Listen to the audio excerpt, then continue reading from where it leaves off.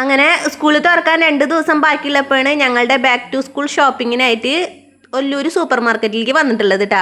ഇവിടെ വന്നപ്പോഴുണ്ടോ ഞാനും എൻ്റെ ഭാവിയും കൂടിയിട്ട് ആ മാടമ്പള്ളിയിൽ മനോരോഗ്യമായിരുന്നു അഭിയേട്ടൻ പറയുന്നത്. അതേപോലത്തെ കളക്ഷനും കാര്യങ്ങളും കേട്ടോ. അവിടെ ചെറിയ സ്റ്റോൾ എന്ന് വെച്ചാലും നമ്മൾ വണ്ടറടിച്ച് നിൽക്കും.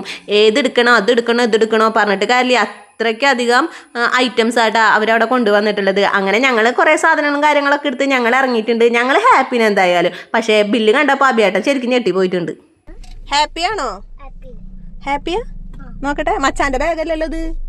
ഇവിടെ എത്തിയപ്പോ സ്വഭാവം മാറി സ്പൈഡർമാന്റെ ബാഗാക്കില്ലേ?